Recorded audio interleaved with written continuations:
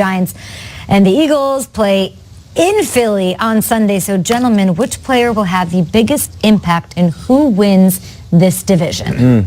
Jane just did an amazing job talking about Colt McCoy, and I'm going to echo what Jane was saying right there. Colt McCoy has the faith of not only that locker room, but the coaching staff and the front office in Washington. So at home you might be saying, Colt McCoy, there's a million starting quarterbacks in the league. Why are we talking about Colt McCoy?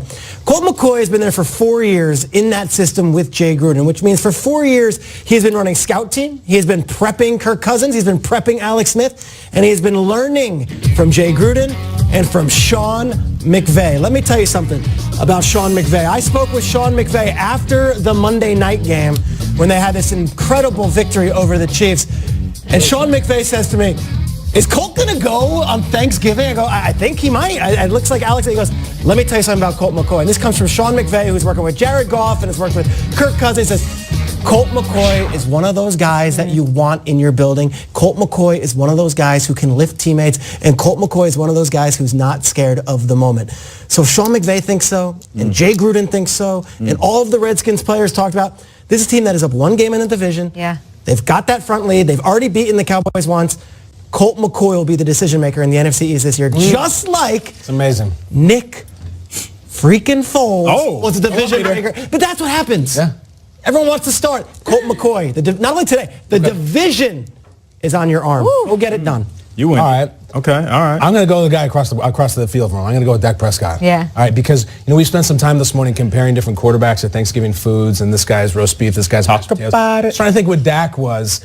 Dak's not a food. Dak is the plate. You got nothing if you don't have a plate. Dak is the thing that sets the table for everybody else. This is a magical, fascinating stretch coming up for Dak Prescott today, moving forward, because it's not only this season, it could be the next decade of Cowboys football or not. I will say this. Zeke's going to Zeke. He's massively important, and I love Zeke. I know that every other team knows how important he is and everything they're going to do to stop him. They're going to have to put up some points, these Cowboys, because it's not just today. They got to play the Saints. They got to play the Colts. They got to play the Bucks, who score a lot of points. So this idea that they're going to win games 20-10 and lean on their defense, Dak's got to make a play. And we all remember, one Dak Prescott stared down Aaron Rodgers in the playoffs and went blow for blow for blow. And I think that's part of the reason that Jerry Jones to this day says we have confidence in him. Yeah. We'll see what happens today. You can't lose to Colt McCoy in your home field on Thanksgiving. You can't go on and lose. You know who they have next week? They have the New Orleans Saints. Incredible run right here. You got to put up 35, 40 points to beat the Saints. I don't think they can do that unless Dak is chucking it. Dak's going to determine this thing. Yeah, I have these guys winning this weekend next week, so we'll see if they actually can do that. Love it, Nate. I'm looking at the quarterbacks. I believe in starters and I believe in backups, so I don't feel like there's going to be some enormous collapse by Colt McCoy. I feel like he's going to suffice, but I do feel like the Cowboys are going to make ground and start to play better. They're kind of catching their rhythm at the right time. You mentioned Zeke, and you're saying Zeke is going to Zeke, but when he does, this team is unique. This team is different. This team is more powerful. And I feel like with what they bring to the table, if Zeke gets going, they can put these guys on a run where they do catch the Redskins, and they do put themselves in their first position by the end of the season. Zeke is such a game changer that when you give him the ball in between the tackles, when you give him the ball outside the tackles, use him in a screen game, use him as a secondary wide receiver, and he ends up leading your team in receptions in some games. This is a dominant force. You mentioned comparing players to foods. We did that earlier in the show, and you said Dak is the plate. I feel like Zeke is the ham for multiple reasons. Like ham, when you put that candied ham on your plate during Thanksgiving, it's so different. It's different than anything. And when you get a big slice of it, it stands out. It smells and it tastes different. It's good. Everything around, it's good. It makes everything around it taste better. That's it. When you have a big slice of Zeke, a big chunk of him in your game plan, you dominate. He's not one of those guys who can say, all right, we're going to give you a ball 8 times and pass to you a couple of times, and we hope that you just go big. No, you got to feed him. Nate, he had 38 yards the last time they played the Reds. He wasn't eating anything. I'm pretty sure he's aware of that. You know who else is aware of that? They've also given up 100-yard rushers back to back to back since then. Scott Linehan is aware of that. And that was a long time ago. And this is a different team. They have a different energy. They have a different vibe. And Zeke loves the stage. He loves the big show. And he loves everybody looking at him. And this is that moment. It's a moment for Dak to shine, and a moment for Zeke to shine, and it's a moment where Scott Linehan knows that he has to shine. And the offensive line is healthy, too. The Cowboys could make waves, and they should win the division. They should take it, given the fact that there's a quarterback injury, the fact that they're sort of bringing it all together. I think it's the Giants that are going to define how this thing works out, and I don't mean it in a joking matter at all. What do you got? This always happens. Somebody's a spoiler. They look good, by the way. Their offense looks like what we wanted their offense to look like before the season started. They're coming off back-to-back wins, and they still have to face the Redskins, and they still have to face the Cowboys. Last year, let me take you guys back to Bengals and Ravens. We know that Tyler Boyd touchdown that knocked Baltimore out of the playoffs. That could be this. This is reckless, nothing more feared than a team having no agenda other than to flip a table and piss everybody else off.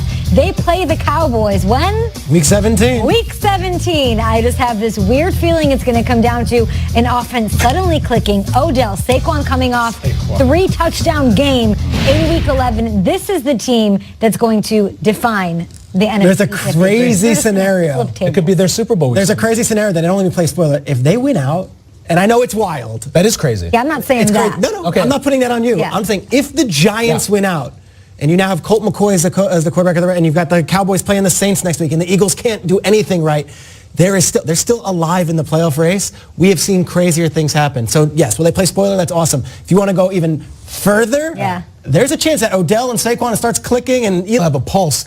Eagles have no say in this thing because I've had my piece on it. They seem broken. They've had the get right game that they've lost, and they've lost one after that. There's no juice, and now there's weird infighting. I'd love to make the case. I hate to be so. What's Negative. the word? Malden. You said Marley and Me to the dog masks earlier this week. I feel like the dog ended in New Orleans this past weekend. Elizabeth and collar running into screen doors. Done. We say our goodbyes. Peter. So many family dogs on Thanksgiving. Would you actually say the Giants have a better chance of winning the They're playing better division football. than the Eagles? They are playing back-to-back wins, and I disagree with that. Let's not get too crazy. Playing better So the dog is just a little sick, you're saying? Done. They win a couple games. They're playing better football than the Eagles. Let's not be too dramatic. The Giants have a long way to go. I get it. Over a 16-week season, it's okay to go from worst to first. In the middle of the season, saying that they can change the complexion of this division, I'm not going to subscribe to that. I'm not going to subscribe to that. Giants on Sunday. Have you seen the Eagles play? I have. The last 2 weeks? Did you see the Giants play in the beginning of the Yeah, season? they won 2 games in a row. Look what the Chargers did last year and how they started. They won 6 of their last 7. Okay, but this is Chargers. This is the Giants we're talking about. At the beginning of the season, these guys couldn't put together a drive. You're saying now they're going to put together a season? You They're believe in the talented Eagles? enough. They're Because this is talented enough to interesting. do No one at this I table, just- you think the Eagles can do it? Because it's still theirs if they want it. You guys, they won the Super Bowl. Okay, so talk about it. They've dealt with turmoil before, like losing Carson Wentz to an ACL, having injury after injury. Yeah, they're running out of time. I get it, they're running out of time, man. But so is everybody else. I think their only hope is to have us sit here and say that they don't have a chance because they need to get some sort of chip on their shoulder that they're missing this year, and they don't have it. So if this is what it takes, us telling you that the Giants have a better chance, then do with that For what a you group will. of men that knows what victory tastes like, being at the top of the mountain, winning a Super Bowl, having Super Bowl rings in their closet, running the table and going 10-6 isn't something far-fetched. These guys are sitting at home saying, oh, let's book the vacation. No, they're like, we've been through Their worse. top 4 defensive backs from week 1 are no longer with them the rest of the season. Traeger, everybody's dealing with injury. I don't care about that. Do you think players are walking in the locker room saying, oh, I guess we got to chalk it up. Guys are banged up. I think Traquan Smith and Austin Carr and Keith Kirkwood scored another touchdown for the Saints just as we were sitting here. That's fine. Redskins got a backup We're not quarterback. talking about That's the what- Saints. We're talking in that division, though. That's what makes it so compelling in such a crazy, wide-open situation that either team, the Giants or the Eagles, could still make a difference. They're fighting for first place today. Colt McCoy up against Dak Prescott. That's wild. There's a little Cujo out of these dogs because I haven't seen it yet this year. It's the Cowboys' division to lose, if you ask me. I think the Giants are delusional. I think the Eagles are broken. I think the Redskins lost their quarterback. If not now, never. Dallas, let's go. I would say I'd love to hear from Eagles fans, but I have a feeling I don't have to do that. I'm sure we'll be hearing from them on #DMFB during the breaks. And after this, he's been